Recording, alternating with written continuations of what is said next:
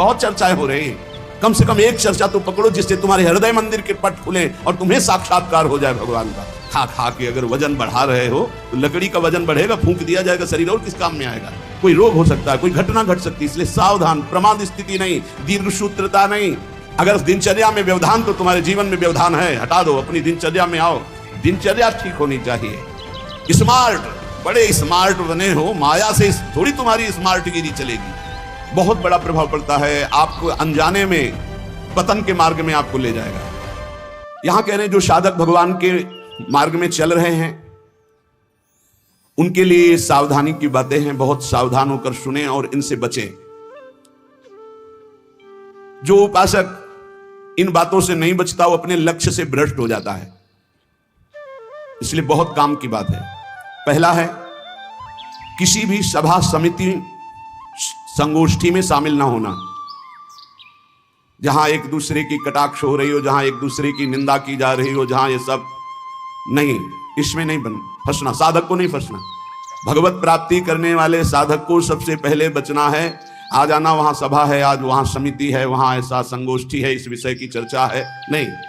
सत्संग, एकांत सेवन, भगवत सेवा, सत्संग, इष्ट मिले और मन मिले, मिले भजन रस रीति, तहां निसंग कोहे मिलिए तासों की जय प्रीति। कभी नहीं गए, कई तरह की हानियां हो जाती है, साधक बहिर्मुख हो जाता है। इसलिए साधक को कभी सभा में, समिति में, ऐसी जगह नहीं जाना चाहिए। मना कर रहे हैं। सभा समितियों में शामिल होना मानो अपनी साधना को नष्ट करना है। जो लक्ष्य प्राप्ति के लिए चलना चाहता है, सभा समिति संगोष्ठी, ये नहीं। एकांत सेवन, सत्संग सुना, अपरिचित जीवन, किसी से कोई परिचय नहीं। अखबार पढ़ना, समाचार देखना, ये उनके लिए सही है जो समाज सेवी हैं, जो समाज में विविध पदों में हैं, लेकिन जो भगवत प्राप्ति करना चाहता है उस साधक के लिए ठीक नहीं। न समाचार पत्र पढ़ना और न समाचार सुनना, न समिति सभा में जाना, न किसी राजनीतिक या व्यवहारिक संगोष्ठी को सेवन करना, नहीं।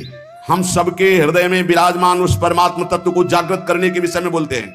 सबका हृदय मंदिर बने और सबके हृदय रूपी मंदिर में भगवान का प्रादुर्भाव, केवल उसकी चर्चा होती है।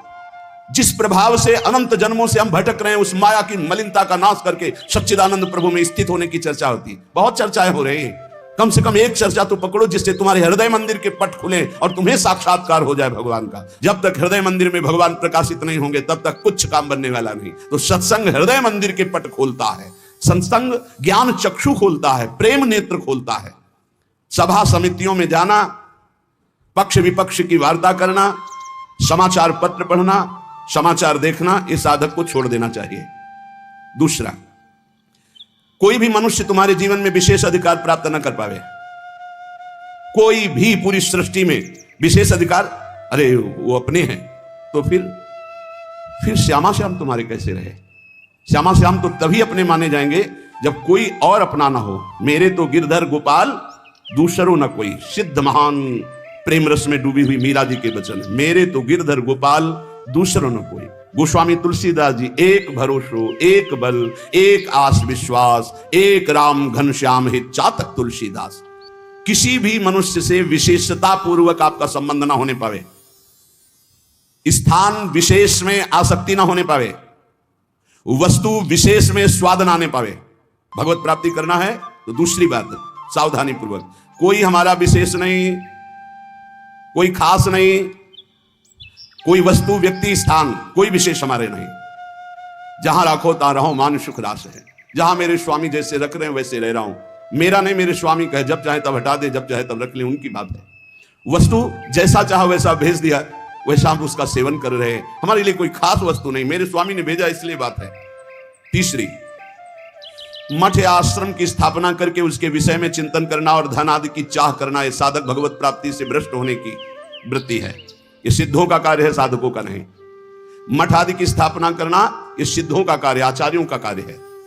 आश्रम आदि की निर्माण वृत्ति करके फिर उसके संचालन के विषय में चिंतन करना, फिर रुपया पैसा इकट्ठा करना, और जब मर गए तो बाद में जो चार शिष्य हैं आपस में झगड़ा करना, मुकदमाबाजी शुरू होना। बचो इससे। जैसे बने बनाए मंदिर हैं, बने बनाए जगह हैं, हमको वास मिल रहा है, वास कर रहे हैं, हटा दिए जाएंगे, फिर फुटपाथ में बैठ जाएंगे, पर हमारा कोई चिंतन चुरा ले, ऐसा नहीं। हम ऐसा कुछ नहीं करेंगे जिससे हमारा चिंतन बंटवारा हो जाए। मेरे प्रभु हैं, वो थे, वो रहेंगे। उनके एक निमिष मात्र से अनंत ब्रह्मांडों का सृजन हो जाता है। वो जहां रखेंगे जैसे रखेंगे, जहां राखो तहां रहो, मान सुख रास है। उपासक किसको बैठा ले? स्थान विशेष में आ सकती नहीं, व्यक्ति विशेष में आ सकते नहीं, वस्तु विशेष में आ सकते। हमारे लिए ना कोई वस्तु विशेष है, ना स्थान विशेष है, ना व्यक्ति विशेष है। मठ और आश्रम आदि की स्थापना करके उसके चिंतन में डूबना, अपने मन को मानो दुर्गति का मार्ग चयन कर लेना। थोड़ा सा कड़वा लगेगा ये बात। हम कह रहे हैं सिद्धों का कार्य साधकों का नहीं। साधकों को नहीं फंसना चाहिए। अगर साधक फंसेगा तो नष्ट हो जाएगा, पक्का, इसमें कोई संशय नहीं। वाल्मीकि रामायण में एक प्रसंग आता है कि एक ब्राह्मण देवता भिक्षा याटन के लिए निकले हुए थे, कई दिन के भूखे थे, भिक्षा मिली नहीं, तो रास्ते में कुत्ता आराम से पड़ा था, 3-4 लाठी उसकी खोपड़ी में मारी, फूट गई खोपड़ी। उस समय राजाधिराज चक्रवर्ती महाराज अनंत कोटि ब्रह्मांडों के स्वामी भगवान श्री राम सिंहासन पर विराजमान थे। दरवाजे से आवाज मारी। सेवक ने कहा एक कुत्ता अपनी प्रार्थना करना चाहता है। भगवान ने बुलाया, बोलो। बोले मैं आराम से मार्ग में पड़ा था प्रभु, क्या मार्ग के साइड में पड़े रहना अपराध है? मैं कुत्ता हूं तो इसलिए मेरा इतना भी अधिकार नहीं कि मैं रास्ते के साइड में पड़ा रहूं। नहीं हुआ क्या, एक ब्राह्मण ने हमारे 4-5 लाठी मारी, खोपड़ी फूट गई। आप बताओ क्या मेरा दोष क्या था? मैंने भूखा भी नहीं, मैंने उसको कुछ छेड़ा भी नहीं, फिर क्यों मारा? बोले हमारे दरबार में ब्राह्मण को तो दंड दिया नहीं जाता। हाँ आप आए हो इसलिए बुलाते हैं उनको और प्रार्थना करेंगे कि ऐसा क्यों किया। बुलाए गए, भगवान आदर किए उन्हें और कहा आपने ऐसी त्रुटि क्यों की, क्यों मारा इसको? बोले 3-4 दिन से भिक्षा नहीं मिल रही थी, आराम से सो रहा था, मैं भूखा टहल रहा हूं, गुस्सा ही हमने मार दिया। अपराध है आपका? हाँ है। कुत्ते से कहा कि मैं तो दंड नहीं दे सकता क्योंकि हमारे दरबार में ब्रह्म ऋषि को दंड नहीं दिया जाता, आप दंड निर्धारित कीजिए, क्या दंड दिया जाए?